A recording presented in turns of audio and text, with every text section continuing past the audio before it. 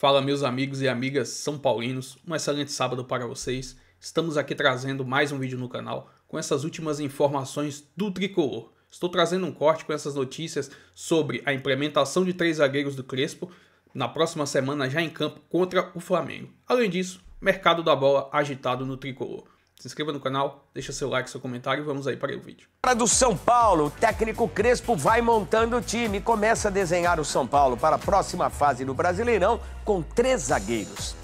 E o São Paulo treinou na manhã desta sexta-feira no CT da Barra Funda em preparação nesta mini pré-temporada que o elenco vem fazendo com a pausa para a Copa do Mundo de Clubes depois do período de férias que a rapaziada teve nas últimas semanas. Lembrando que a CBF confirmou a partida contra o Flamengo para o dia 12 de julho, esse que marca o retorno do tricolor na temporada de 2025.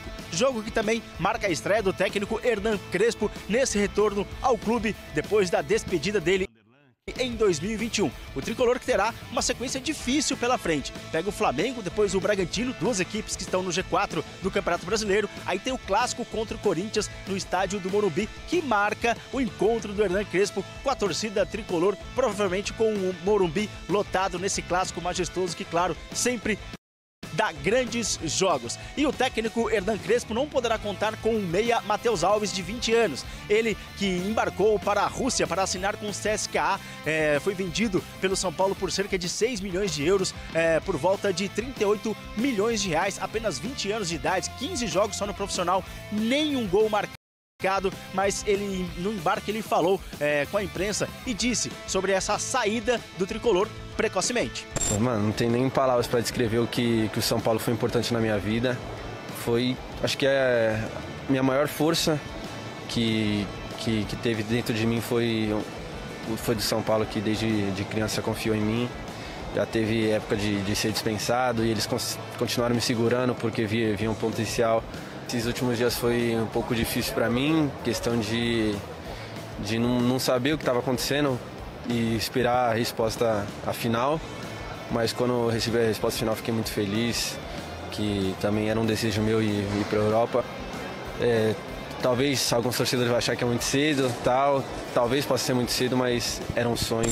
Sem nenhum reforço contratado para a sequência da temporada até o momento, o São Paulo soma 3 saídas. O lateral direito Igor Vinícius, que foi para o Santos, o zagueiro Juan, que estava emprestado pelo Sassuolo da Itália, volta para o futebol italiano, não teve uma renovação do seu empréstimo, e também o Matheus Alves, que agora vai atuar no futebol russo no CSKA. E o tricolor segue sua preparação nessa mini pré-temporada. Nesta sexta-feira, o técnico Hernan Crespo fez um jogo-treino contra jogadores da base do São Paulo. A equipe sub-20 teve ali um jogo-treino para tentar ali no começo já montar a sua equipe, a sua formação, pensando na sua estreia que será contra o Flamengo no dia 12 de julho. Então São Paulo teve treino nessa sexta-feira, treina nesse sábado pela manhã, aí folga no domingo pra rapaziada e na segunda-feira volta para essa última semana dessa mini pré-temporada que o tricolor vem fazendo, pensando em melhorar a sua situação no Campeonato Brasileiro. Lembrando que agora em julho, no final de julho, começo de agosto, já tem a Copa do Brasil contra o Atlético Paranaense e também a Libertadores da América contra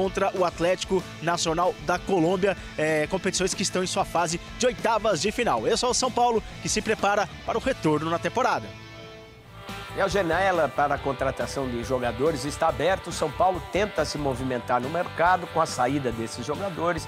Talvez chegue alguém. O problema é conseguir equacionar financeiramente o momento delicado econômico que vive o time, mas com certeza o Crespo deve ter pedido reforço para a direção que está se movimentando, tentando resolver essa situação. Isso falar de São Paulo, de outro tricolor que não entra em campo hoje, não é o tricolor das Laranjeiras, é o tricolor do Morumbi.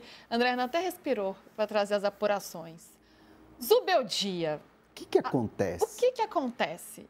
Ele já foi, não foi, a volta dos que não foram. E Hernan Crespo já assinou ali seu contratinho ali? Não, o Crespo já assinou. O Crespo é o treinador de São Paulo. A questão é que o Crespo não está no famoso BID, né, que é o registro lá da CBF para você poder estar na beira do campo nos jogos da Copa do Brasil e no caso da Conmebol na Libertadores, né? O que acontece é que, assim, tá muito essa coisa na torcida do São Paulo de, o São Paulo anunciou, comunicou que a saída do Zubeldia foi como um acordo. e que agora não tem nada a ver com comum acordo e que você vê que ele não assinou ainda. A minha apuração é que quando houve o aperto de mão e o Zubeldia deixou o cargo à disposição no jogo contra o Vasco, a direção de São Paulo falou, olha, vamos repensar, vai para folga, volta, e no meio da folga, como eu noticiei aqui, outros colegas também noticiaram, no meio dessa folga, ali o Zubeldia falou, gente, não dá mais e vamos fazer um acerto aqui. Beleza, houve o aperto de mão, São Paulo aceitou, São Paulo aperta a mão do Zubeldia, escreve o texto como um acordo e tal. Esse é um ponto. O ponto que está pegando agora, que até agora e que até esse presente momento ele não assinou, é uma questão jurídica. É uma questão muito da rescisão do contrato. E aí é parte burocrática. E aí quando você tem, por mais que você dê um aperto de mão e fale, olha, não dá mais, vamos cada um para um lado, tem as questões burocráticas que precisam ser discutidas. Então esse valor aqui, não, esse valor estava ali da premiação, vamos puxar para cá. Esse valor ali da rescisão que é do salário inteiro, não, é de parte do salário, trabalhou até que dia. Então são situações que são burocráticas e que as partes estão conversando. Não que o Zubeldia vai botar o São Paulo no pau. Pelo menos assim, me disseram que ele não iria para a justiça em relação a isso. O que o São Paulo trata isso como uma formalidade que está sendo concluída para que ele assine a rescisão e o Crespo possa assinar, colocar a documentação dele como novo técnico de São Paulo e aí sim ser inscrito nas competições. Então, assim, o São Paulo ainda tem até o dia 12, né, que é o jogo contra o Flamengo, tem a semana inteira ainda para resolver essa questão. E o Arnaldo Ribeiro, nosso companheiro aqui do UOL, trouxe a informação de que o Zubeldia está em São Paulo para resolver essas questões. Então, isso é uma informação importante, é uma informação que também vai muito com aquilo que eu apurei dentro do São Paulo, que é uma questão que está sendo resolvida e que é mera de formalidade. Se fosse alguma coisa de, o Zubeldia vai acionar o São Paulo, ele não estaria aqui, né? Não precisa disso, né? Ele vai lá, aciona e tchau. Mas ele está aqui para resolver, até mesmo para se despedir no CT, pegar as coisas, apartamentos, essas coisas burocráticas mesmo que você tem que fazer. Então, a minha apuração é muito nesse sentido. Então, é um indício de que a relação terminou bem.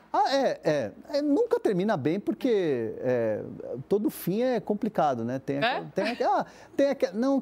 Sabe por quê? Porque é o sentimento de fracasso, assim, sabe? De ter fracassado num trabalho que você planeja, né? O Zubeldia planejou o ano de 2025 junto com a diretoria de São Paulo.